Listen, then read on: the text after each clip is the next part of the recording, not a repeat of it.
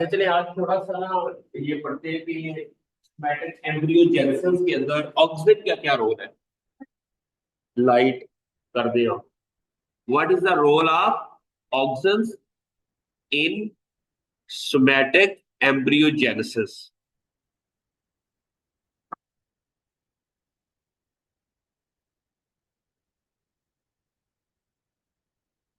Oxygen है ना।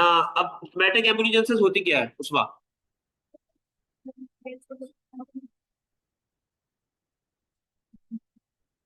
वो तो होगी ना जाइगोटिक एम्ब्रियोजेनेसिस। सोमैटिक एम्ब्रियोजेनेसिस क्या होगी।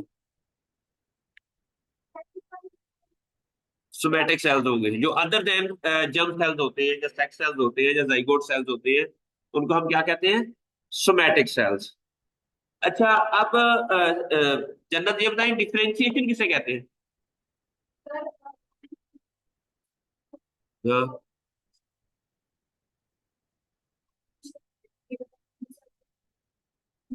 अच्छा डिफरेंशिएटेड सेल्स के अंदर की एपिजेनेटिक्स क्या होती है।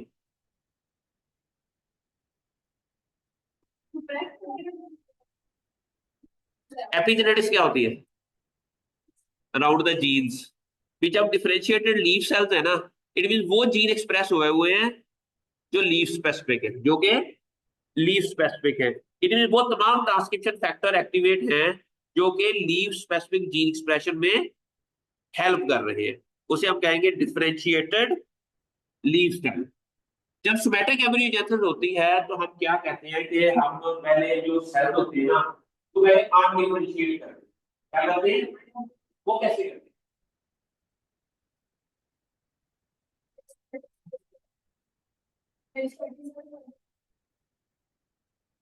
हाँ हम क्या करते हैं कि हम लीफ के सेल लेते हैं। उसको मैंने कल कहा था कि अगर ऑक्सीजन और साइटोकाइनेसिस की रेशो हो सेम तो कैलस बनती है। क्या बनती है। अगर ऑक्सीजन ज्यादा हो और साइटोकाइनेसिस रेशो कम हो तो क्या बनेगा। रूट्स बनेगी। ठीक है। अगर साइटोकाइनेसिस ज्यादा है और ऑक्सीजन कम है तो शूट्स बनेगी।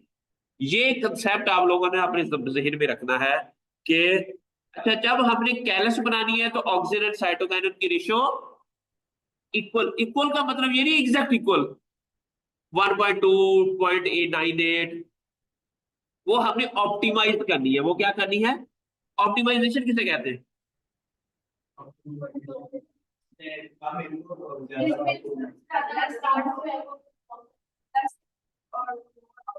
लेस इनपुट्स और मैक्सिमम आउटपुट।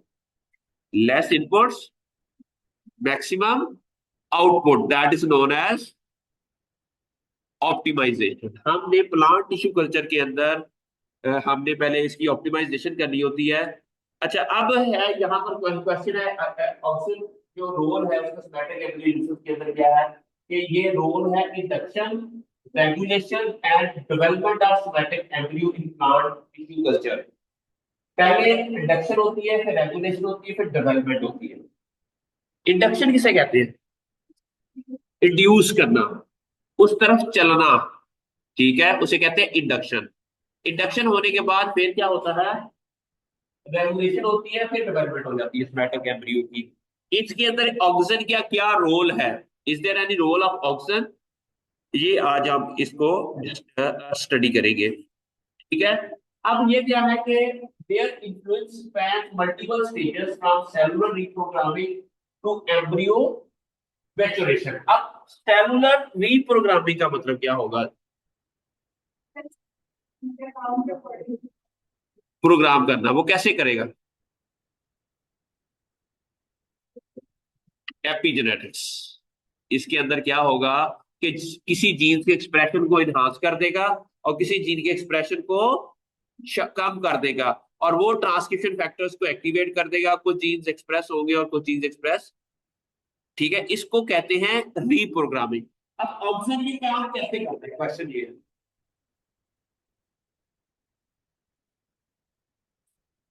अच्छा अब ऑप्शन के बारे में ये बता देता हूँ कि ऑप्शन जो है ना ये काम कैसे करता है। उसके लिए मैं आपको बताता हूँ। ठीक है, ऑक्सन क्या करता है कि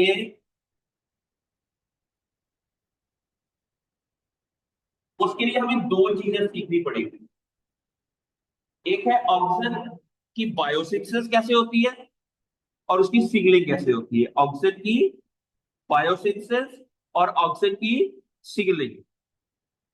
अच्छा, बायोसिंथेसिस कैसे होती है ऑक्सीजन की और कहाँ होती है? टिप्स में।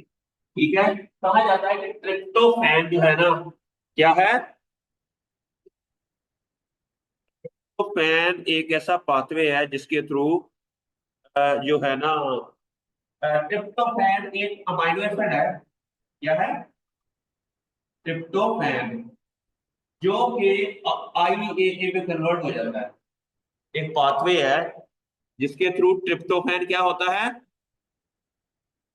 ये नेचुरली प्लांट के अंदर होता है। ट्रिप्टोफैन एक अमीनो एसिड है जो कि आईए में कन्वर्ट हो जाता है, और इसको कहते हैं ट्रिप्टो, और एक एंजाइम होता है जिसे हम कहते हैं ट्रिप्टोफैन अमाइनो ट्रांसफरेज। ये एक जीन है, ये कैटलिस्ट है जो कि ट्रिप्टोफैन को आईएए में कन्वर्ट कर देता है। समझ आ गई आपको? ट्रिप्टोफैन को आईएए में ये कन्वर्ट कर देता है। ठीक है, फिर ये आईएए सेल के अंदर जाता है ना, इसका काम पहला होता है मर्डर का। मर्डर करता है, ये मारता है। आईएए का काम क्या होता है? जब इसने सिग्नलिंग करनी है या रीप्रोग्रामिंग करनी है, रीप्रोग्रामिंग करने के लिए ये सबसे पहले ये दो प्रोटीन होते हैं जिसे हम कहते हैं ऑक्स आईएए और एआरएफ। ये क्या है एआरएफ? ट्रांसक्रिप्शन फैक्टर है। एआरएफ क्या है? ये ऑक्सीजन क्या करता है कि ये ऑक्स आईएए प्रोटीन को जाकर किल कर देता है। क्या कर देता है? ऑक्सीजन पहले बनता है शूट टिप के अंदर, फिर इस सेल के अंदर जाता है, वहां जाकर क्या कर देता है? मर्डर करता है किसका? ऑक्स आईएए प्रोटीन का। ऑक्स आईएए प्रोटीन का, जो कि बाइंड की होती है एआरएफ के साथ। ठीक है, जब ये इसके साथ बाइंड की होती है तो क्या होता है कि एआरएफ वो ट्रांसक्रिप्शन फैक्टर है जो कि 29 जीन्स को जाकर एक्टिवेट करता है। इसको कि एक्सप्रेशन को एनहांस कर देता है। अगर एआरएफ एक्टिवेट होगा तो 29 जीन्स वो जिनके प्रोमोटर रीजन के साथ ये बाइंड करेगा, और वहां जाकर 29 जीन के एक्सप्रेशन को से आरएनए बनेगा, उससे प्रोटीन बनेगी, और वो प्रोटीन प्लांट की ग्रोथ एंड डेवलपमेंट करेगी। समझ आ गई? ऑक्स अच्छा, यहाँ पर मैं, अच्छा, अच्छा, ये जो आई है ना, ये इन दोनों इसको साथ बाइंड करता है, और इसको ये ये हो गया, ये ट्रांसक्रिप्शन फैक्टर है जो कि एक्टिवेट हो गया। ये क्या हो गया? अच्छा, अब ये क्या करेगा? और ये न्यूक्लियस में जाके, ठीक है, वहां जाकर उन जीन्स को जाकर, कुछ जीन को जाकर ये एक्टिवेट कर देगा। ये क्या कर देगा? कुछ जीन्स को जाकर एक्टिवेट कर देगा। वो 29 जीन्स है जिनको जाकर ये एक्टिवेट करेगा। ठीक है, वो कैसे करेगा कि अपने प्रोमोटर रीजन के अंदर जाकर कुछ सिस रेगुलेटरी एलिमेंट्स होंगे उनके साथ बाइंड करेगा, जिससे मैसेंजर आरएनए बनेगा। अच्छा, इसे हम कहते हैं रीप्रोग्रामिंग। ये क्या कर देता है? क्या है कि ये रीप्रोग्रामिंग कर देता है। समझ आ गई आपको?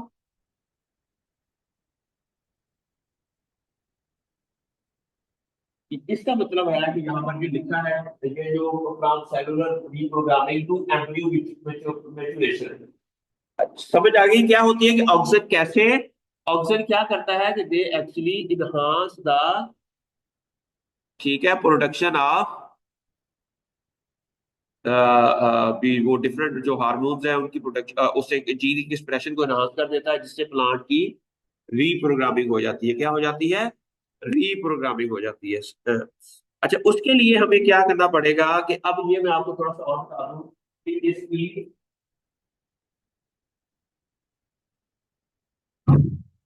ओके ऑप्शन जो है इंडक्शन फेज क्या है सेलुलर डी डिफरेंशिएशन। अब यहां पर जो पहली फेज आई है इसको थोड़ा सा नीचे करूं। ओके इंडक्शन फेज इंडक्शन क्या है cellular dedifferentiation and callus formation. इसके अंदर रोक ठीक है ये क्या करता है कि high oxygen concentration promote D differentiated of spectrum amplitude oxygen का रोल है। ऑक्सीजन क्या करता है यहाँ पर इसकी डी डिफरेंशिएशन कर देता है and enabling the formation of callus tissue a pre request for somatic embryo बाद में बनता है पहले उससे कैलस बनती है। लेकिन कैलस बनाने में कौन हेल्प करता है ऑक्सीजन। ठीक है इसका पहला जो स्टेज है रोल का ऑक्सीजन का काम क्या करता है कि इसकी हाई कंसंट्रेशन चाहिए होता है यहाँ पर इसकी कंसंट्रेशन क्या चाहिए होती है हाई कंसंट्रेशन चाहिए होती है। और फिर उसके बाद हो जाता है एम्ब्रियोजेनिक कंपिटेंसी। उस बाद पे एम्ब्रियो पहले क्या करता है कि डिफरेंशिएटेड सेल होते हैं फिर वो अनडिफरेंशिएट होते हैं उसके अंदर भी ऑक्सीजन का रोल है फिर उसकी एम्ब्रियो जी जी मैंने ये कहा था कि हम कोई भी जो दुनिया के अंदर जो सेल है ना वो क्या होगा कि सबसे पहले वो क्या होगा अनडिफरेंशिएट होगा। पर कि ये वाला जो रूम है ना ये वाला रूम ये है फिलहाल तो ये लेक्चर रूम है। फिलहाल तो ये क्या है ये एक लेक्चर रूम है समझ आई।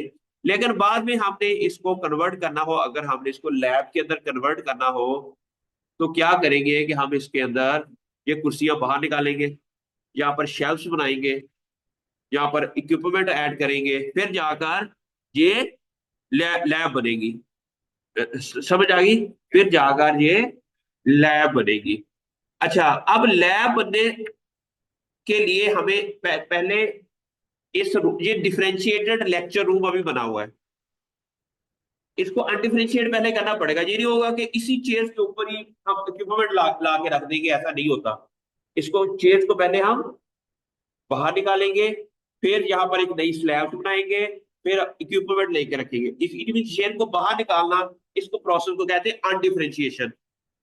ठीक है फिर दोबारा से इसको रीडिफरेंशिएशन। अब ये तीन चार चीजें याद रखें क्या है पहला जो पहला है लफज अनडिफरेंशिएशन। अनडिफरेंशिएशन का मतलब है चेयर चेयर को बाहर निकाल दो। ठीक है सेल से जो डिफरेंशिएटेड लीफ सेल्स हुए हुए उसको मेरिस्टेमेटिक सेल्स के अंदर कन्वर्ट करना इसे हम कहते हैं अनडिफरेंशिएशन। फिर इसको रीडिफरेंशिएशन री का मतलब है अब दोबारा से किसी और ऑर्गन के अंदर इसको कन्वर्ट कर देना इसे क्या कहते हैं जिसने दोबारा से इसको लैब में कन्वर्ट कर देना इसे क्या कहते हैं रीडिफरेंशिएशन। और इन दोनों प्रोसेस को कच्चा हम कहते हैं डी डिफरेंशिएशन। नहीं लगी समझ। एक है अनडिफरेंशिएशन एक है डिफरेंशिएशन और ये दोनों को मिला के प्रोसेस को क्या कहते हैं डिफरेंशिएशन। समझ आ गई। अब आपको कंफ्यूजन होनी चाहिए कि what is your undifferentiation what is. ठीक है अब ये देखें ना अब ऑप्शन क्या करता है gradient and localization accumulation trigger specific gene expression. वही मैंने ये बताया था कि जीन एक्सप्रेशन कैसे ये करता है कि थ्रू ट्रांसक्रिप्शन फैक्टर है ARF एक ट्रांसक्रिप्शन फैक्टर है जिसको ये एक्टिवेट करता है जो कि जीन्स 29 जीन्स को एक्टिवेट करता है जिसके साथ ये प्लांट टिश्यू कल्चर के अंदर आपके जीन एक्सप्रेस होते हैं जिसकी वजह से एम्ब्रियोजेनिक डेवलपमेंट होती है। इनमें जीन का और ऑक्सीजन का आपस में एक रिलेशनशिप है। अगर आपने ये चेक करना है कि ऑक्सीजन क्या करता है तो you need to study the expression of the gene. समझ आ रही है आपको। ये जो अभी अभी आप आए हैं कि आपको पता है कि ट्रांसक्रिप्शन फैक्टर क्या होते हैं बच्चों। नहीं पता आपको? ठीक है चलिए कोई नहीं आपको पता लग जाएगा। ठीक है अच्छा cellular dedifferentiation and callus formation ये ऑक्सीजन क्या करता है कि promote dedifferentiation of somatic cell and enabling the formation of callus tissue a pre request for somatic embryo. समझ आ गई ऑक्सीजन का क्या रोल है। और उसके बाद है एम्ब्रियोजेनिक कंपार्टमेंट क्या है equation of embryogenic potential add कर देता है, क्या कर देता है कि इसके अंदर ऑक्सीडेटिव्स होते हैं जो कि ट्रिगर करते हैं स्पेसिफिक जीन एक्सप्रेशन को। इसको मैं दोबारा से आपको थोड़ा सा बता देता हूँ। अच्छा, अब ये जीन कैसे एक्सप्रेस होते हैं बच्चे, आप बताएं, जीन एक्सप्रेशन क्या होता है? तो जेनेटिक है वो क्या सोशल दैट है, तो इसमें सब काफी जेनेटिक्स आपने कहा था एनवायरनमेंट के इन्फ्लुएंस से एक्सप्रेस होती है एग्जैक्टली। ओके, अब स्टिमुलस किसे कहते हैं? ऊपर बाहर से कोई भी एनवायरमेंटल फैक्टर जो प्लांट के सेल के अंदर कोई रिस्पांस पैदा करे उसे हम क्या कहते हैं? स्टिमुलस। अब वो स्टिमुलस रिस्पांस पैदा कैसे करता है, उसके लिए मैंने एपिजेनेटिक्स की एक कहानी सुनाई थी आप लोगों को। ठीक है, क्या है कि ये है सेल, ये है सेल। बाहर से आ गया कोल्ड, कोल्ड जब आएगा तो अंदर जाके ये, जब कोल्ड आता है तो कैल्शियम आयन जो है ना outside the cell they come inside the cell where actually they activate a protein जिसका नाम है सीपीएफ। क्या नाम है उसका? ये एक ट्रांसक्रिप्शन फैक्टर है। ये क्या होता है ट्रांसक्रिप्शन फैक्टर? जो ट्रांसक्रिप्शन में हेल्प करता है। जो अभी नए आए हैं इन बच्चों को तो पता है, आप बताएं कि ट्रांसक्रिप्शन फैक्टर क्या होता है? जो ट्रांसक्रिप्शन में हेल्प करता है, क्योंकि ऐसी प्रोटीन जो ट्रांसक्रिप्शन में हेल्प करे उसका क्या कहेंगे? Transcription factor. ठीक है, अब ये जो प्रोटीन है ना, जिस तरह हमने बचपन में पढ़ते आ रहे हैं कि हम गर्म चीज को हाथ लगाएं तो फौरन हमारा हाथ पीछे हो जाता है, एग्जैक्टली ये सेम वही प्रोसेस है। इसमें क्या होता है कि कोल्ड जब आता है प्रोटीन एक्टिवेट होती है, उसको हम क्या कहते हैं? सीबीएफ। अच्छा, जो कि क्यूसेंट हुई होती है, जो कि डॉर्मेंट कंडीशन में होती है, उनको एक्टिवेट कौन करता है? कोल्ड। ठीक है, ये प्रोटीन जाके फिर न्यूक्लियस में जाती है, न्यूक्लियस में जाके कुछ जीन के एक्सप्रेशन को इनहांस कर देती है, उससे प्रोसीजर आगे पता शुरू हो जाता है। क्या पता शुरू हो जाता है? जिसको हम एपिजेनेटिक्स कहते हैं। इसको क्या कहते हैं? एक्चुअली जो जीन होता है उसके प्रोमोटर रीजन के अंदर कुछ ऐसे एलिमेंट्स लगे होते हैं, स्विच लगी होती है जिसको ये ऑन कर देती है। अब स्विच क्या होता है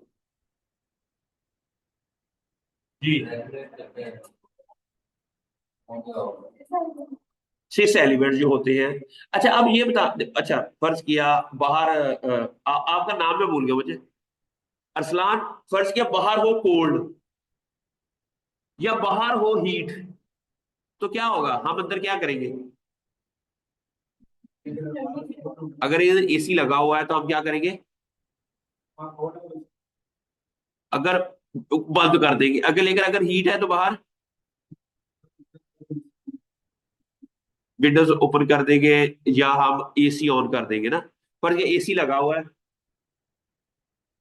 ये बाहर थी फर्ज के हीट, हीट थी, यहाँ पर एक प्रोटीन थी जिसे कहते हैं हीट शॉक ट्रांसक्रिप्शन फैक्टर। क्या कहते हैं उसको? Heat shock. ये न्यूक्लियस के अंदर जाती है, प्रोमोटर रीजन के अंदर कुछ स्विच लगे हुए हैं जिसको हम सिक्स रेगुलेटरी एलिमेंट्स कहते हैं, उनको जाके ये ऑन कर देती है, जिसकी वजह से एक प्रोसीजर आपने बनना शुरू हो जाता है और उससे एक प्रोटीन बनती है, और उस प्रोटीन को हम कहेंगे हीट शॉक प्रोटीन। क्या कहेंगे? और वो हीट शॉक प्रोटीन जो है प्लांट को हीट के स्तर से बचाती है। किससे बचाती है? हीट के। अच्छा, इसी तरह ऑक्सीजन जब सेल के अंदर जाती है, जैसा कैल्शियम के अंदर, इसी तरह जब किसी सेल के अंदर ऑक्सीजन जाती है ना, तो एआरएफ को एक्टिवेट कर देती है। एआरएफ और ऑक्साइड ने आपस में बाइंड किया होता है, ये क्या कर देती है? एआरएफ क्या कर देती है? जो उनके स्पेसिफिक जीन्स हैं, बल्कि ये वाला जो है ना, ये सिर्फ इसके साथ बाइंड करेगा। ये तो लोग मेरे बाइंड करने लगे, ये एंटीबॉडी के जमा बाइंड नहीं करेगी, तेरे भी नहीं पड़ेगा। ठीक है, समझ आ गया आपको? अब हर ट्रांसक्रिप्शन फैक्टर के जो स्विच है ना, जो जी के ऊपर लगे हुए हैं, उसको स्विच रेगुलेटरी एलिमेंट्स कहते हैं, वो बैलेंस करने के लिए वो क्या करने चाहिए? इसे हम कहते हैं कि जीन के एक्सप्रेशन के अंदर चेंज आना विद द स्टिमुलस, इसे एपिजेनेटिक्स, इसे क्या कहते हैं, एपिजेनेटिक्स। ऑक्सीजन क्या करती है कि सेल की एपिजेनेटिक्स को चेंज कर देती है, जिसकी वजह से ये जो है ना एम्ब्रियोजेनिक कॉम्पिटेंसी आ जाती है, प्रो एम्ब्रियोनिक फॉर्मेशन आ जाती है। ये सारा प्रोसेस कैसे होता है कि ऑक्सीजन जाकर जो प्लांट के सेलुलर रिस्पॉन्स को चेंज कर देती है, प्लांट के सेलुलर जब वो रिस्पॉन्स होता है तब वो डिफरेंशिएटेड हो जाता है, तब वो क्या हो जाता है, अनडिफरेंशिएटेड हो जाता है या रीडिफरेंशिएट हो जाता है। वो सारा प्रोसेस कैसे होता है, इसको रेगुलेट कौन करता है, ऑक्सीजन। मैंने कल भी बताया था oxygen is the mason of the plant, ठीक है। अगर एम्ब्रियो डेवलप होना है तो वो ऑक्सीजन की वजह से होगा, अगर ऑक्सीजन नहीं होगा तो एम्ब्रियो नहीं बनेगा, कोई और ही तरह की एक स्ट्रक्चर बन जाएगी, ठीक है। समझ आ गई। पर ये यहाँ पर ये शेल्फ बनानी है, अगर तो हम अन्य वाह थे कहते इधर शुरू कर दीजिए, इधर शुरू कर दीजिए, तो वो अजीब सी बनेगी ना। लेकिन ऑक्सीजन क्या है, मिस्त्री जो होगा वो इसको जरा तरीके से, ठीक है। इसी तरह ऑक्सीजन का ये रोल है, oxygen has a important role in plant tissue culture. समझ आ गई आपको। फिर इसी तरह ही आगे है कि एम्ब्रियोजेनिक,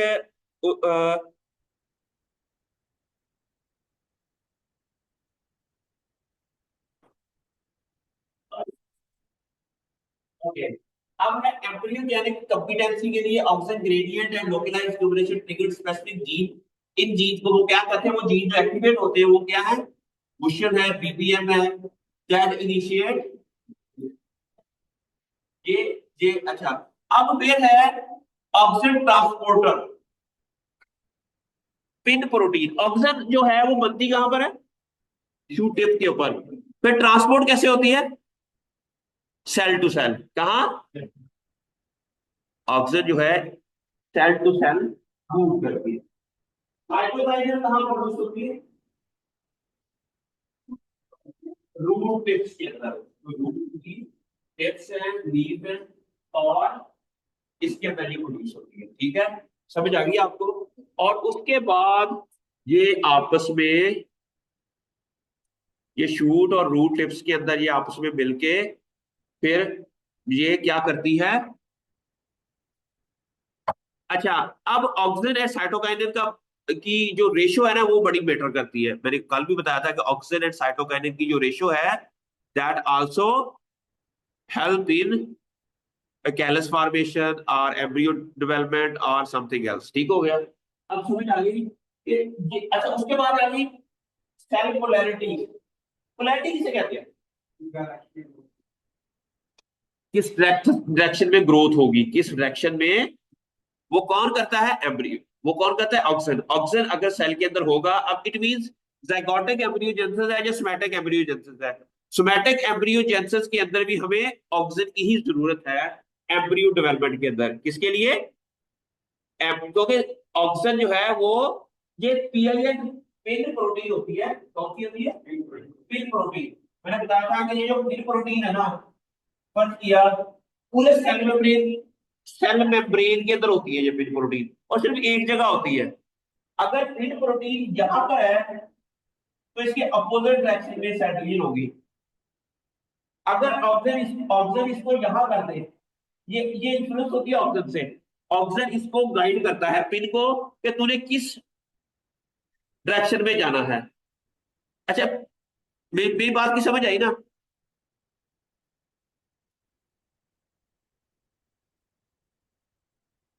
ऑक्सीजन क्या करता है कि वो इसको गाइड करता है कि उसने किस डायरेक्शन में जाना है। समझ आ गई आपको जी।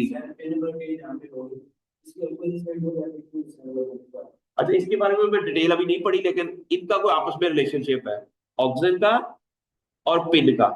ये ऑक्सीजन गाइड करती है पिन को, और वो पिन वो पोलैरिटी करती है, लेकिन पिन को गाइड कौन करता है।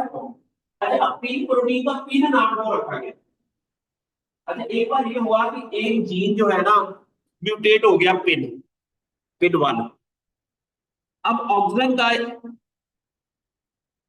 इसके ऊपर अब इन्फ्लुएंस नहीं हो रहा था, जिसकी वजह से ना जो प्लांट का जो था ना स्टेम, उसकी स्ट्रक्चर पिन की तरह की हो गई थी। इसलिए उन्होंने इस जीन का नाम पिन रख दिया, ठीक है। अच्छा, लेकिन इसके अलावा ये जो आपका क्वेश्चन है बड़ा अच्छा है, इसकी मैं डिटेल आपको नेक्स्ट क्लास में कहीं पढ़ाऊंगा कि ये पिन और ऑक्सीजन आपस में कैसे पोलैरिटी को मेंटेन रखते हैं। पिन, अच्छा पिन भी आगे कई तरह की होती है, पिन 1, पिन 2, पिन 3, पिन 4। अब ये है कि पिन के अंदर अगर म्यूटेशन आ जाए तो क्या प्लांट की जो ग्रोथ है वो डिस्टर्ब होगी ना ज़ारा, वो उसकी डायरेक्शन पोलैरिटी, वो सारी चीजें चेंज हो जाएंगे। आपको अगर प्लांट में ग्रोथ में करना था वो इस तरह ग्रो करेगा, जो उस तरह ग्रो करेगा। अगर प्लांट को पता ही चलेगा वो क्या उसके साथ हो रहा है। समझ आती है आपको? अच्छा, इसी तरह ही आगे आ गया। सबसे पहले मैंने कहा, क्या कहा था कि एक इसको हम पहले अनडिफरेंशिएट करेंगे, फिर एम्ब्रियो बनेगा, फिर एम्ब्रियो बनने के बाद फिर उसमें से शूट निकलेगी, फिर रूट निकलेगी। अच्छा, अब differentiate organ formation, embryo maturation, यहाँ पर प्री एम्ब्रियो फॉर्मेशन होती है, अब ये हो गया एम्ब्रियो। इस तरह हमें लोअर ऑर्गन की कंसंट्रेशन चाहिए, ठीक है। और medium sir and anchors in somatic embryo to develop organised structure resembling zygotic embryo, बिल्कुल एग्जैक्टली उसी तरह का हमें पता लग जाता है कि जिस तरह की जाइगोटिक एम्ब्रियो बना है, ठीक है। और उसके बाद है फिर रूट एंड शूट फॉर्मेशन। मैंने कहा था कि रूट और शूट फॉर्मेशन करनी है तो कैसे होगा? ऑक्सीजन की रेशियो कम होगी तो शूट बनेगी, ऑक्सीजन की रेशियो ज्यादा होगी तो रूट बनेगी।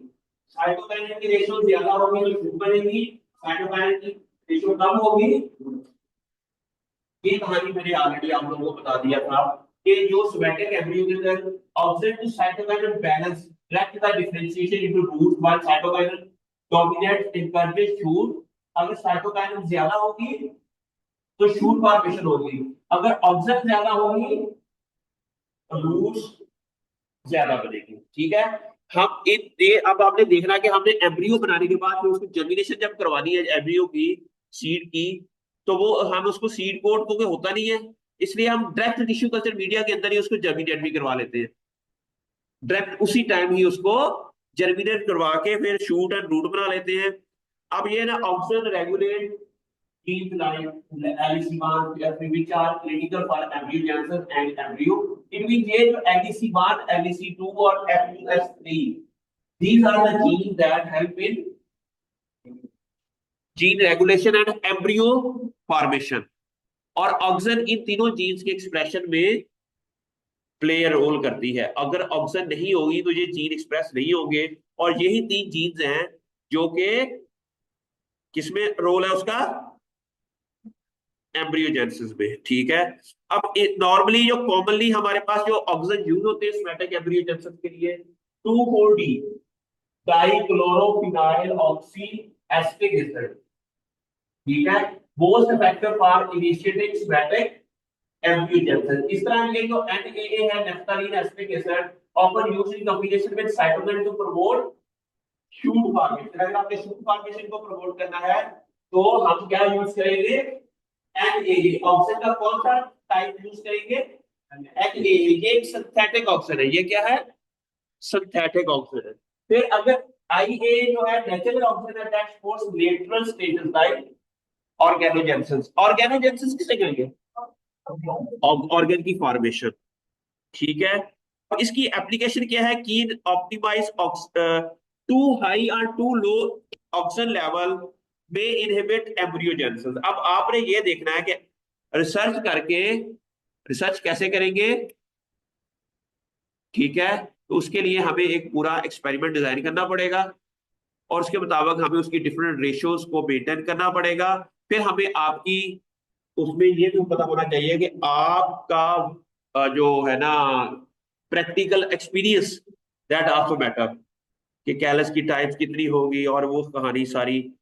फिर oxygen transport inhibitor chemical like NPA1 naphthalene to thiamic acid can disrupt oxygen flow, helping study oxygen gradient dependent।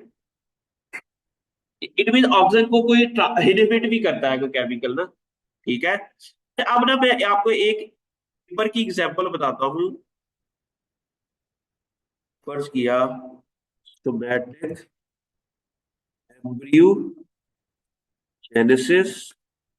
In carat.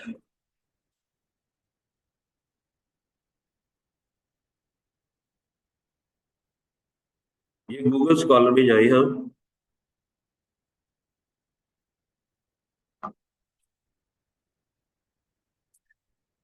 हम कोई रीसेंट पेपर देख लें।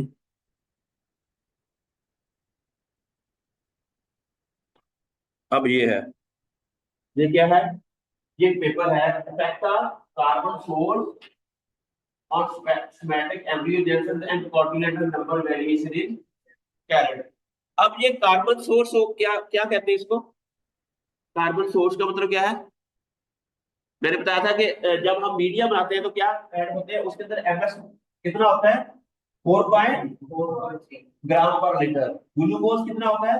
50 से 30। अब ये कार्बन सोर्स है, ये ग्लूकोज क्या है?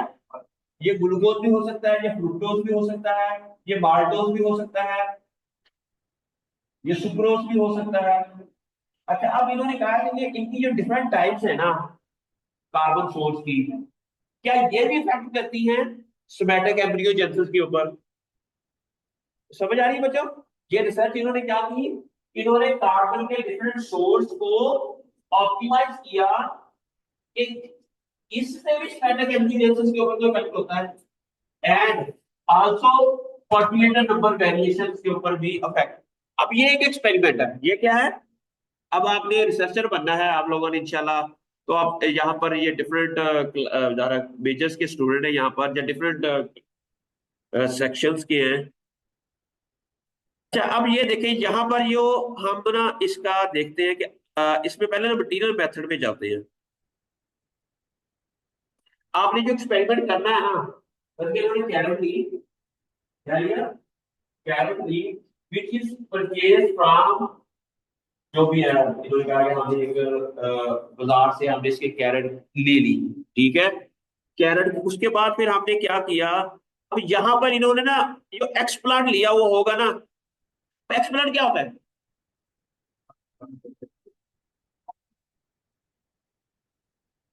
कोई भी प्लांट का पार्ट जिसको हम टिश्यू कल्चर के लिए यूज करते हैं उसे हम क्या कहते हैं? एक्सप्लांट। इन दैट केस उन्होंने कैरेट में जो सीड लिए उसको पहले 70% अल्कोहल के अंदर 1 मिनट के लिए, आपने भी ऐसा ही करना है। 70%, मैंने कल भी बताया था कि आपने कोई सीड लेना है, उसको 70% एथानॉल के अंदर सिर्फ 1 मिनट के लिए। किसके अंदर? 1 मिनट के लिए। अगर एक से ज्यादा मिनट होगा तो एथानॉल तो आपके शरीर को दबाव बर्बाद कर देगा। अगर 1 मिनट के लिए करोगे तो उसकी बैक्टीरिया या किल हो जाएंगे, फंगस फंगस किल हो जाएगी और आपका सीड बच जाएगा। समझ आ गई? और फिर फौरन आप लोगों ने क्या करना है, यहाँ इसको मैं थोड़ा सा हाईलाइट कर देता हूँ। उसके बाद फिर आप लोगों ने क्या करना है, यहां पर आपने देखा उन्होंने ये नहीं लिखा आई परचेज, ठीक है, या आई अमर्स मैंने कैरेट सीड को एथेनॉल के अंदर डिप किया। एक्चुअली उसकी बोली नहीं है ना काम, आई inverse carrot seed 70% ethanol. Scientific writing है, मैं आपको साइंटिफिक राइटिंग यूज करूंगी, ठीक है? आपने ये नहीं लिखना कि मैंने ऐसा किया। I like, I like a book. अब बुक इज रिटन, ऐसे वाली होता है भाई की लिखना। अब बुक इज रिटन, ये कैसे भाई है? और ये जो एक्सपेरिमेंट के अंदर जो हम लिखते हैं ना, ये किसमें लिखते हैं? पैसिव वॉइस में। ये लिखा हुआ है कैरेट मेजोर सीज बार immerse, I immerse. Actually that मैंने 70% ऐसा हो गया था, सीड को डिप किया, दैट इमर्स किया, मैंने किया। एक्चुअली हमने मेल नहीं लिखना यहाँ पर, हमने क्या लिखना है उसका? Passive voice. आप लोगों को साइंटिफिक राइटिंग भी आनी चाहिए, क्योंकि जिसमें साइंटिफिक राइटिंग आती है वो रट्टे से बात, अब वो रट्टा उसको जिंदगी से खत्म हो जाता है।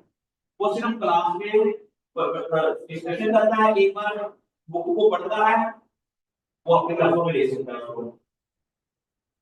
जिंदगी स्कूल हो जाएगी आपकी, जो पूरी पूरी रात में बैठ गया, ठीक है। और मेरी ये क्लियर करना होगी तो सॉल्व जो रिवॉल्व वो बिल्कुल पढ़ भी लगी ਅਸੀਂ इसकी करिए मेहनत करो, ਅਸੀਂ लड़के लोग होते हैं, ठीक है। ਤੇ ਉਹ ਸਾਰੀ ਕੁਝ ਸਾਰੀ ਰਾਤ ਨੂੰ ਫਿਰ ਉਹ ਨੰਬਰ ਕਿੰਨੇ ਆਏ 703 1100 ਜੋ ਕੁੜੀਆਂ ਦੇ, ठीक है। समझ आया ना। ऐसा अब ये क्या होता है कि 70% एक मिनट के लिए, फिर 1% सोडियम हाइपोक्लोराइड सॉल्यूशन, इसको हम ब्लीच भी कहते हैं, इसको क्या कहते हैं, ब्लीच भी कहते हैं। इसके अंदर for 50 minute for surface sterilization and then wash 3 to 5 times with sterile water. इसके अंदर ये नहीं होगा हमने किया मैंने किया ना, किसी ने तो किया है ना, साइंटिफिक राइटिंग आपको आनी चाहिए। आप एक्सपेरिमेंट कर रहे हैं और उसको लिखना कैसे है, मुझे समझ आ रही है आपको, ताकि आपको सिर्फ साइंस का समझाई जाए, साइंस को लिखना कैसे है, ठीक है। जब आपको ये लिखना आ जाएगा तो आपको जिंदगी बड़ी आसान हो जाएगी, आप बहुत बड़े साइंटिस्ट बन जाओगे, स्कॉलर बन जाओगे। ओके, जो हमारे साइंटिस्ट लोग जाते हैं वो काम कर लेते हैं, आइडिया भी बड़ा अच्छा होता है, रिसर्च में अच्छे डाटा भी अच्छे रिलेट कर लेते हैं, लेकिन उसको लिखना, लेकिन आप अच्छे साइंटिस्ट आप भी होते हैं जब आप लोगों को भी बता सको मैंने क्या किया, मैंने, समझ आ गया आप लोगों को। अच्छा अब यहाँ पर आपने देखना है, अच्छा अब 15 to 20 of the seed and seed was cultured, आप ये दिए। अच्छा यहाँ पर इसने गलती की है, ये नहीं है कि अब गोरों को आपने एग्जैक्ट मान लेना, ठीक है। कहा जाता है कि जब शुरू किया जाए तो अगर ये 15 to 20 दरमियान में नहीं हो फिर तो 3 to 5 लिख सकते हैं, लेकिन शुरू में ना आपने 15 to 20 नहीं लिखना होता, वो अल्फाबेट्स में लिखना होता है। 15 सीड्स, FIFTEEN लिखेंगे 15, ठीक है। शुरू में जब आपने फिक्रा शुरू करना है ना बोलना के बाद, फिर ऐसे नहीं लिखना, ये गलत है, ये साइंटिफिक राइटिंग के अंदर ये गलत है। तो साथ साथ में आता है ये बड़ा अच्छा जर्नल है, कोरियन टू साइंस का जर्नल है, लेकिन दैट डज नॉट मीन के जो गोरों ने या कालों ने या उन्होंने लिख दिया है तो वो, आपको रूल्स का पता होना चाहिए, साइंटिफिक राइटिंग का जो कॉमन रूल्स हैं वो आपको समझ आ गया आप लोगों को। अच्छा अब ये इन्होंने कहा कि पहले इन्होंने सीड दिए उसको 70% एथेनॉल के अंदर डिप किया, फिर उसको सोडियम हाइपोक्लोराइड सॉल्यूशन के अंदर 15 मिनट के लिए, फिर 3 to 5 टाइम वॉश किया, किसके साथ, स्टीराइड। इट मीन आप लोगों ने जो पानी है ना, पानी के साथ वॉश करना है, ठीक है। आपने उसको स्टीराइल करवाना है, पहले उसको ऑटोक्लेव करवाना है और उसको उसके अंदर डिप करना है ताकि अच्छे तरीके से वो वॉश हो जाए, क्योंकि एथेनॉल भी रिमूव हो जाए, ब्लीच भी रिमूव हो जाए। क्योंकि अगर ये थोड़ा सा भी ब्लीच या एथेनॉल रह गया, वो सीड डेड हो जाएगा, आपका सीड क्या हो जाएगा, डेड हो जाएगा। उसको 3 से 5 बार आपने उसको अच्छे तरीके से वॉश करना है। फिर आपने क्या करना है कि उसको seed were culture in petri dishes, MS basal media, मेरे ख्याल में बताया था कि एमएस बेसल मीडिया क्या होता है, ये वाला जिसके अंदर 4.43 ग्राम ग्लूकोज हो और फाइटा जेल हो जाए, वो फाइटा जेल हो या एगर हो, ठीक है। और उसकी पीएच भी होनी चाहिए 5.7 से 5.7 से लेकर 5.8 तक। एंड दिस इज द क्या है, MS media, this is MS media, समझ आ गई आपको। अब इस एमएस मीडिया के अंदर आप लोगों ने क्या करना है कि ये बना लेना है, और उन्होंने कहा कि बेसिक मीडिया होना चाहिए बस। ये पहले एक दिन पहले आपने इसको ऑटोक्लेव करके अपना अपनी वो जो पैकिंग प्लेट्स हैं या आपकी टेस्ट ट्यूब्स उसके अंदर डाल के रख देना है। पहले एक पहले दिन आप देखोगे, और या 1 या 2 दिन के लिए रख देना है। वो क्यों रखना है, एक तो सॉलिडिफाई तो 2 आधे घंटे में हो जाएगा, ताकि हाँ अगर उसके अंदर कोई कंटेमिनेशन है या कोई बैक्टीरिया है या कोई चीज है, क्योंकि आपने ऑटोक्लेव करवाया है, कहीं वो ऑटोक्लेव अच्छा ना हुआ हो, आपने उसी टाइम पर 15 मिनट के अंदर वो सॉलिडिफाई होगा, आपने चीज को रिलाइज किया उसके अंदर ऐड कर दिया, लेकिन अब मेरे को पता चला उसके अंदर कोई कंटेमिनेशन थी, उसके अंदर तो आपने क्या किया, उसको 1 या 2 दिन के लिए रख लिया ताकि उसके अंदर से अगर कंटेमिनेशन किसी के अंदर अपीयर होनी हो तो वो हो जाए। उसके बाद फिर आप सीड को स्टरलाइज करके उसके अंदर ऐड कर दें। समझ आ रही है आपको? कंटेमिनेशन ये बैक्टीरियल कंटेमिनेशन हो सकती है, फंगस कंटेमिनेशन हो सकती है। ठीक है, उनके स्पोर्स, क्योंकि इसके अंदर ग्लूकोज होता है, क्या होता है, और glucose is the food of bacteria and fungi. अब वो फंगस जो है वो ब्रेड के ऊपर क्यों आती है? ब्रेड के अंदर कार्बोहाइड्रेट्स होता है, ब्रेड के अंदर क्या होता है, कार्बो कॉम्प्लेक्स कार्बोहाइड्रेट्स होते हैं उसके अंदर, इसलिए फंगस वहां ग्रो करती है, क्योंकि carbohydrates is a good source of, ठीक है, energy, is a good source of energy. समझ आ गई आपको? ठीक है।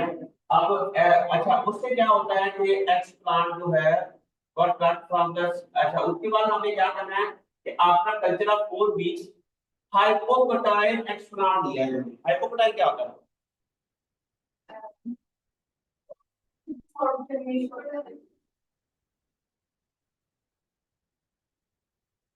जो हाइपोकटाइल ऊपर होता है, एपिकोटाइल नीचे वाला पोर्शन होता है। हाइपोकटाइल नीचे वाला होता है, दूसरा कौन सा होता है? एपिकोटाइल ऊपर वाला होता है। अब इट मीन आपने वो जो रूट्स वाला पार्ट है ना, वो लिया आपने, उसको एज ए एक्स प्लांट के तौर पर लिया। आपने कैरेट के सीड लिए, उसको स्टीलाइजेशन की, स्टीलाइजेशन करने के बाद फिर आपने उसको वॉश किया, फिर इसको एमएस मीडिया बनाया, उसके अंदर जेनरेट करवाया। ये कितने दिनों के बाद ये आपने लेना है? 4 वीक्स आफ्टर। ये 4 वीक्स तक आपने उस कैरेट के सीड को के बाद उसकी जो हाइपर होता है, हाइपर होता है, मुझे लगता है ऊपर वाला पार्ट होता है, मुझे लगता है क्या, ओके ओके, हाइपोक्साइड ले लिया, ठीक है। और उसके बाद फिर आपने क्या किया कि 6 में उसको आपने एमएस मीडिया, एक नया मीडिया बनाया, उसके अंदर आपने 1 mg/L 2,4-D डाला। 2,4-D क्या है? ऑक्सीजन। ये क्या है? ऑक्सीजन डाला फॉर एम्ब्रियोजेनिक कैलस। समझ आ गई क्या बनाया है? आपने अब 1 mg/L, 1 mg/L का मतलब क्या होता है? मिलीग्राम, इसको पीपीएम कहते हैं। मिलीग्राम पर लीटर का मतलब होता है पीपीएम। मिलीग्राम पर लीटर का मतलब क्या होता है? पर पार्ट्स पर मिलियन। इट मींस ये कितने एमजी है? 1 पीपीएम, 1 पीपीएम, 1 mg/L। 1 लीटर के अंदर सिर्फ 1 mg डाला, 1 लीटर के अंदर 240 सिर्फ 1 mg डाला।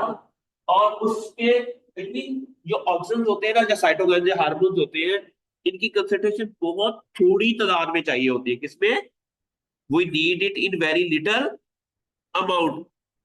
ठीक है, अब ये एक्सपेरिमेंट आपको समझ आ रहा है कि आपने सबसे पहले सीड लिए, उसको स्टीलाइज किया ब्लीच के साथ या 70% एथेनॉल के साथ, फिर उसको 3 to 4 टाइम वॉश किया। वॉश करने के बाद फिर आपने उसको क्या किया कि MS0 मीडिया की, जो ऑलरेडी सॉलिडिफाई है, 1-2 दिन पहले आपने बनाया था, उसके अंदर उसको ऐड कर दिया और उसको ग्रोथ रूम के अंदर रख दिया। ग्रोथ रूम के अंदर रखने के बाद आपने देखा कि 4 वीक्स के बाद उसकी अच्छी रूट्स बन गई और ऊपर शूट बन गई और लीफ बन गए। अब फिर आपने उसका हाइपोकोटाइल लिया, लेकिन उस हाइपोकोटाइल को आपने एक नया मीडिया बनाया। क्या बनाया? उस मीडिया के अंदर क्या है? MS0 मीडिया भी है, और MS मीडिया तो है ही है ये सारा। साथ में एम्ब्रियोडक्शन के लिए 2,4-D डाल दिया हमने। क्या डाल दिया? एम्ब्रियोडक्शन के लिए 6 वीक्स लेटर एम्ब्रियोजेनिक कलाई was selected under a dissecting microscope. उसके 6 महीने के बाद, 6 वीक्स के बाद, सॉरी, उसके 6 वीक्स के बाद हमने एम्ब्रियोजेनिक कलाई जो है, अब हमने देखना है कि एम्ब्रियोजेनिक कलाई कैलस कौन सी होगी, एम्ब्रियोजेनिक कलाई कौन सी होगी। ये आपका एक्सपीरियंस मैटर करेगा। आपने डेली उसको माइक्रोस्कोप के अंदर देखते जाना है, आपका ऑब्जर्वेशन कितनी अच्छी है, वो सारी चीजें आपने उसके अंदर देखती जानी है, फिर जाके आपको पता चलेगा कि आपकी जो एम्ब्रियोजेनिक कैलाई है। समझ आ रही है आप लोगों को? अभी तक एक्सपेरिमेंट कैसे करना है टिश्यू कल्चर का, कि आपने सीड लिए, स्टेलाइज किया, अ,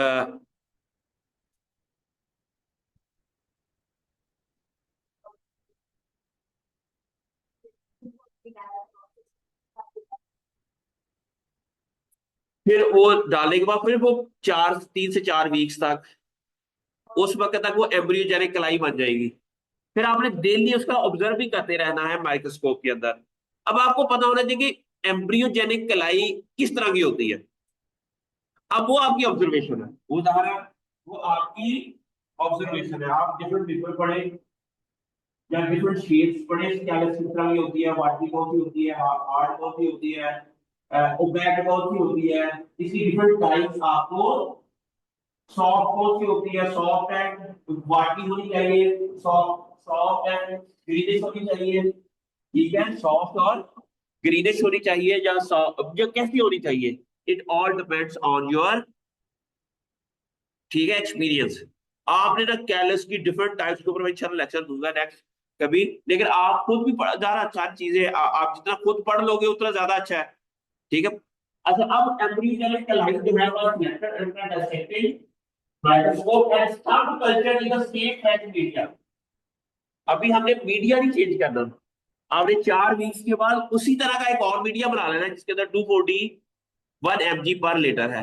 एमएस मीडिया प्लस 240 1 mg पर लीटर, वो ऐड करके सेम उसी मीडिया के ऊपर उसे आप कहेंगे आप प्रोलिफरेशन के लिए। Are media was subjected to pH 5.8 and supplemented with 0.8% agar before autoclaving। Autoclave कब करना है, कितने पे करना है, हमें 120 डिग्री सेंटीग्रेड पे ऑटोक्लेव करना है।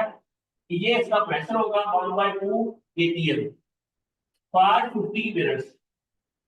Then each 25 ml of the autoclave media was dispensed in petri dish। वो किसके अंदर आपने, इन्होंने कहा है कि पेट्री डिश के अंदर आपने कैलस के लिए डाल देना है। ऑटोक्लेव किसे कहते हैं कि स्टीलाइजेशन करनी। एक ऑटोक्लेव एक मशीन होती है। ऑटोक्लेव क्या होती है, एक मशीन होती है, कोई एक इक्विपमेंट होता है जिसके अंदर हम प्रेशर बिल्ड करते हैं और 120 डिग्री सेंटीग्रेड तक उसका टेम्परेचर लगाया जाता है। इसका प्रेशर कितना नहीं होता घर में, वो ऑटोक्लेव समझ आ रही है ना। एग्जैक्टली वैसी है, हमारे पास एक डिवाइस होती है और वो क्या करता है कि हम, लेकिन उसके अंदर हमने टाइमिंग की होती है कि 120 डिग्री सेंटीग्रेड के ऊपर इस जहां पर जो मीडिया हमें रखना है वो कम से कम 15 मिनट रहे। अब 120 तक पहुंचने के लिए कितना टाइम लगेगा? अब है 20 से 25 मिनट लगते हैं। पहले हमने उसको रखना है, उसको एयर टाइट करना है, फिर उसको प्रोग्रामिंग कर देनी है कि 20 से 25 मिनट में वो पहुंचता है 120 तक। फिर 15 मिनट तक, तो 15 मिनट उसमें उसी टेम्परेचर में रहता है। फिर उसको कूल डाउन होने में 20-25 मिनट लग जाते हैं। कूल डाउन का मतलब बिल्कुल जीरो टेम्परेचर और जीरो प्रेशर पर आने के लिए आपने खोलना नहीं है। अगर मारेंगे तो पटाखा होएगा। तो पहले सारा प्रेशर, जितना प्रेशर कुकर का प्रेशर रिलीज करते हैं, पहले हमने उसका सारा प्रेशर रिलीज करना है। इसलिए वो हमारे अटेंडेंट है, उनको हम दे आते हैं मीडिया, वो हमें ऑटोक्लेव करके दे देते हैं। समझ आ गई आपको? वो करके ऑटोक्लेव करने के बाद, स्टेलाइजेशन करने के बाद, फिर हमारे पास वो पॉकेट, वो टेस्ट ट्यूब के अंदर बाद में हम उसको पोर कर देते हैं। गर्मा गर्म को पोर कर दें क्योंकि वो लिक्विड फॉर्म में होता है, लेकिन यूं ही वो थोड़ा सा ठंडा होगा तो वो सॉलिडिफाई हो जाएगा। आपने इसलिए फौरन गर्मा गर्म उसको टेस्ट ट्यूब, अच्छा वो टेस्ट ट्यूब या को भी आपने ऑटोक्लेव करवाना है। हर शय ऑटोक्लेव करवानी है आपने, टेस्ट ट्यूब भी, पानी भी, हर शय जो भी यूज करनी है ना, वो क्या करवानी है, ताकि कोई बैक्टीरियल स्टेरिलाइजेशन कंटेमिनेशन उसके अंदर ना हो। समझ आ रही है आप लोगों को? अच्छा, अब ये सारा कुछ सब से करते जाना है। अच्छा, ये सारा हमने पढ़ लिया है। और उसके बाद फिर हमने क्या करना है,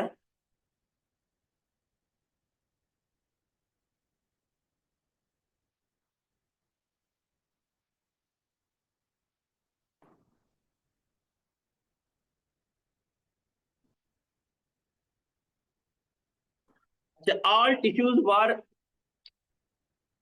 cultures were carried out at,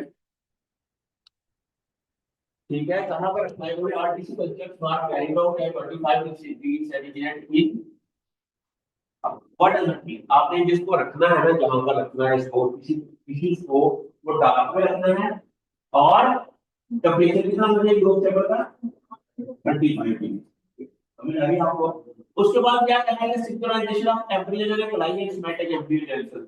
ये तो पहला तो था कि अभी इंजेक्शन जो आई है, अब है इसकी synchronization.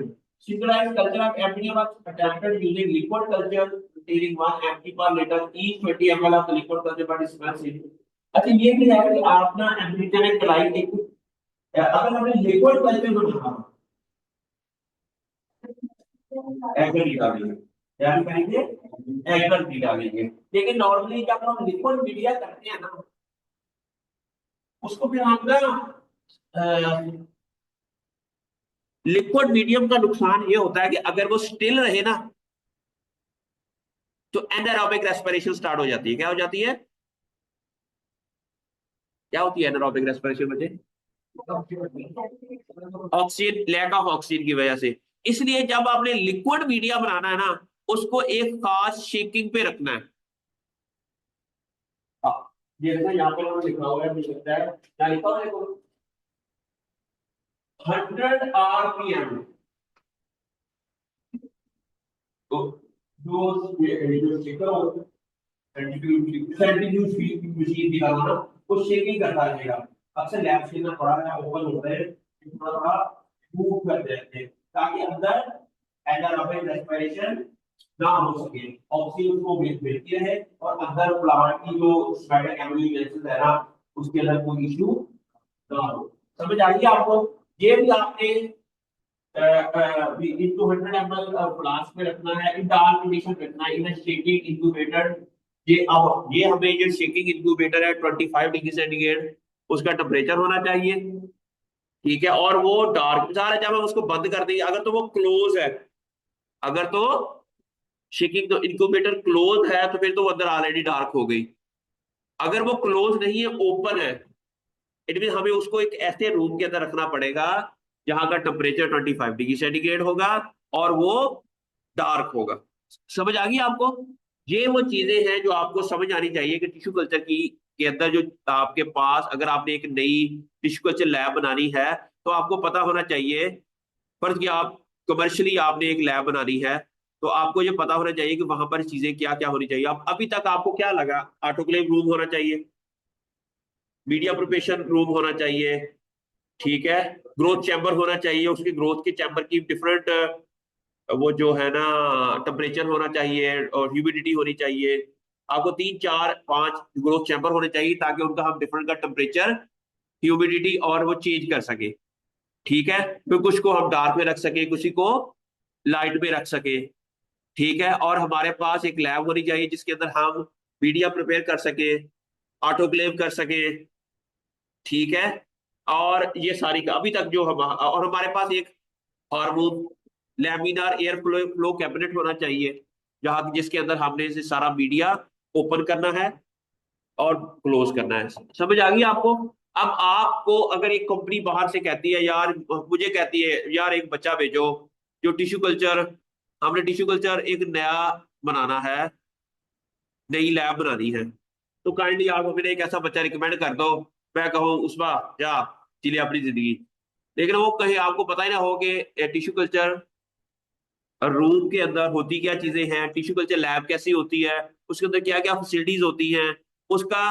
अच्छा, अब वो जो कई ऐसी होती है ना टिश्यू कल्चर लैब, उसके अंदर हमें ये होता है कि जब प्लांट ग्रो कर रहा होता है ना, तो हमें 14 घंटे लाइट चाहिए होती है, 8 घंटे डार्क। इट मीन उसके अंदर कुछ सेंसर ऐसे भी लगे होने चाहिए जो ऑन ऑफ हो सके, लाइटों को ऑन, या थर्मोस्टेट ऐसे होने चाहिए जो कि फिर इवन अगर वहां पर टेम्परेचर सेंसर भी होने चाहिए, पर ये हमने कहा कि 25 डिग्री सेंटीग्रेड के अंदर, तो आपने उसका मार्जिन देखिए 26 से 24 या 23 के दरमियान हो तो कोई इशू नहीं है, 23 से अच्छा, अब उस रूम के अंदर हमारे पास ना दोनों चीजें होनी चाहिए।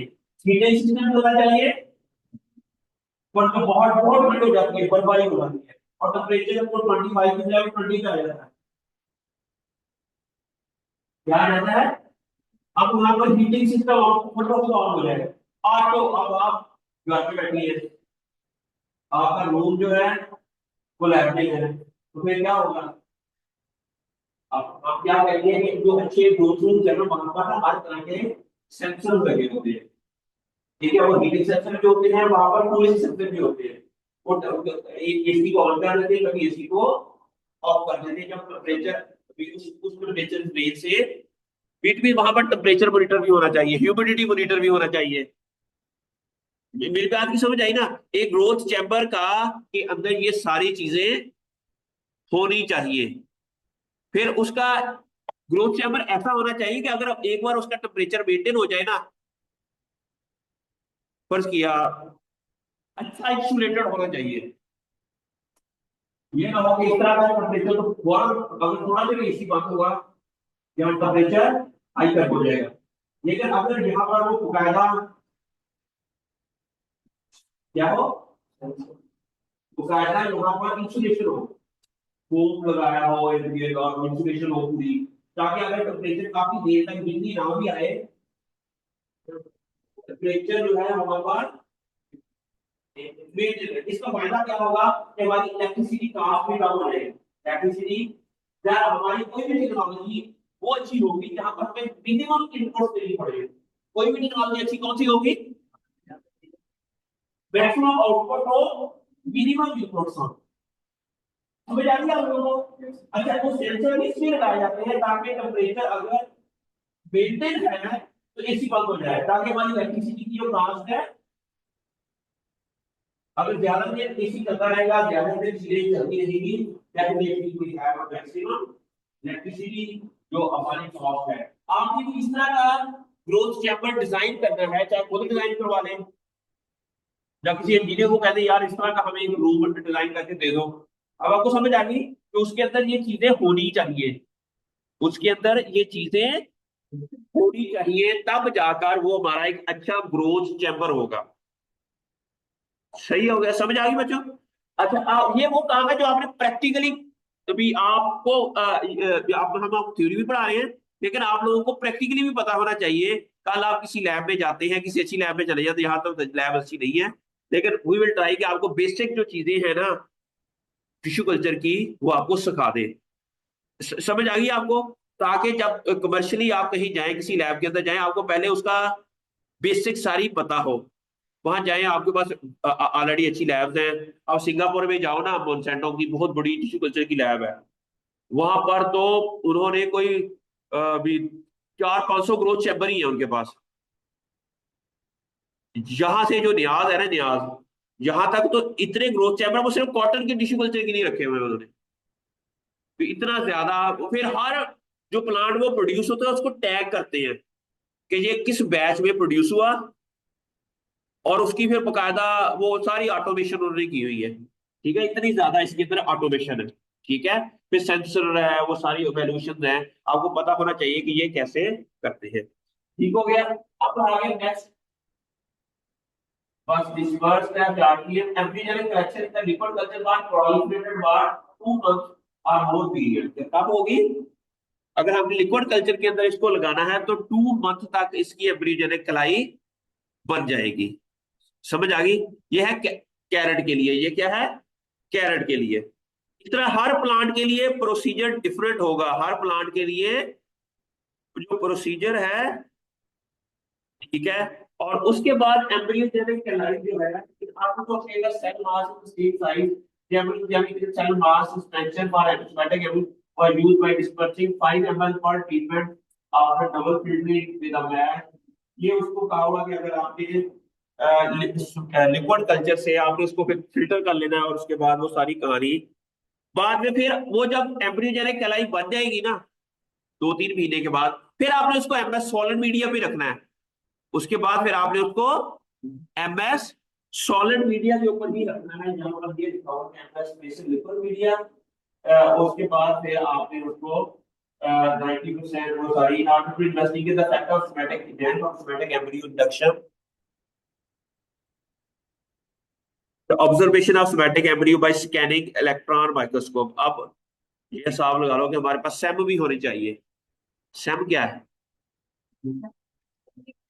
इट मीन जो प्लांट टिश्यू कल्चर लैब है ना जो दुनिया के अंदर, वो इतनी ज्यादा कॉस्टली और इफेक्टिव होती है कि जहाँ पर वो same state of the art ये सारी फैसिलिटीज होती है। निपजी में जहाँ हम काम करते थे, वहां पर सेम भी थी, टेम भी थी, सिंपल इलेक्ट्रॉन माइक्रोस्कोप भी थी। ठीक है, वहां पर ग्रोथ चैम्बर्स भी बड़े अच्छे थे, जहाँ से मैंने पीएचडी की है ना। इसलिए हमें वहाँ, जब हम इधर आगे पंजाब यूनिवर्सिटी आते हैं तो बोर हो जाते हैं कि यहाँ पर काम करने के लिए वो फैसिलिटी नहीं है हमारे पास। तो उधर कई कई लेमिनार फ्लो होते थे, एक लैब सिर्फ रखी होती थी जहाँ पर सिर्फ लेमिनार फ्लो है, 5 6 7 8 लेमिनार फ्लो है। बच्चे स्टूडेंट जाते हैं, एक पे काम करता है, कोई दूसरे पे काम करता है, कोई तीसरे पे। ग्रोथ चैम्बर ही कितने कितने बने हुए हैं। फिर ग्रीन हाउसेज है हमारे। फिर ये जो सेम टेम इलेक्ट्रॉन माइक्रोस्कोप, ये सारी चीजें ना स्टेट ऑफ द आर्ट जो है ना, अगर आप फैसिलिटी देखते हैं ना, तो वो हमारे पाकिस्तान में एक अदारा है जिसे कहते हैं निबजी, नेशनल इंस्टीट्यूट फॉर बायोटेक्नोलॉजी। और इसके अंदर आप लोगों को ये सारी हाई टेक फैसिलिटीज आपको वहां वहां पर, मैं चिल्ली के टिश्यू कल्चर पे काम किया था, ये फैसलाबाद में है। ठीक है, और पाकिस्तान एटॉमिक एनर्जी कमीशन का अदारा है उन्होंने। ठीक है, जहरा उन्होंने, जिनका जो भी अदारा है ना, आपको वहां ना हाई टेक इक्विपमेंट मिलेंगे। अब नेस्ट देख लो। ठीक है, पाकिस्तान एटॉमिक एनर्जी कमीशन के जितने भी अदारे हैं ना, आपको वहां पर दुनिया जहां की फैसिलिटी मिलेगी।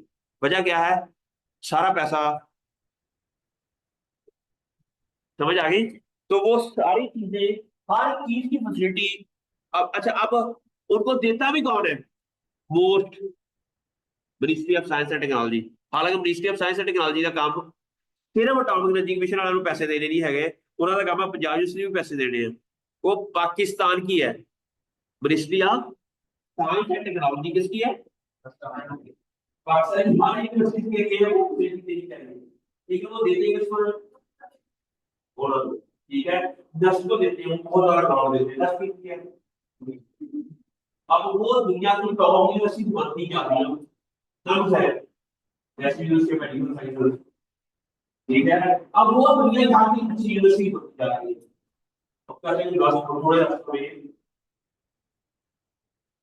पर चली गई है। ठीक है, इस मनुष्य चली गई है, पिंची बहुत अच्छा लगा है। ठीक है, वो भी दिखा है। ठीक है, प्यास वो बहुत बड़ी स्टेट ऑफ द सर्वोवा के अंदर जितनी भी एक्चुअली आपको पैसे कहां से देते हैं? देखने को ये लगता है कि एक्चुअली को पैसे मिलते हैं पाकिस्तानी यूनिवर्सिटी के लिए, तो पाकिस्तानी यूनिवर्सिटी यहां आ है कि स्कूलों के साथ क्या हुआ है, क्या भी हमें समझ नहीं है। अब कहते 804 जरा ना जेल गया है, कोई इशू नहीं है, पकड़ ले मुझे, मैं ये स्किप कर दूंगा। समझ आ रही है आप लोगों को? ये चीजें हमारे फिर आपने डाटा प्रोडक्शन भी आपने डाटा, ये मैं इसको चलो आज मैं यहाँ तक आप लोगों को पढ़ा देता हूँ। अच्छा, अब मैंने आप लोगों को कहा था कि आप लोगों ने लेकर आने हैं कुछ सीड वगैरह ले आए बच्चों। आप ना सिट्रस की हमने क्या करनी है, क्या करना है?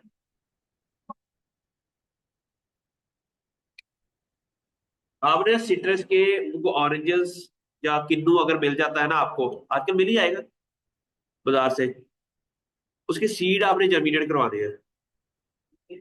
सिट्रस के, किन्नू के या लेमन के, फिर हमने उसकी ग्राफ्टिंग करनी है।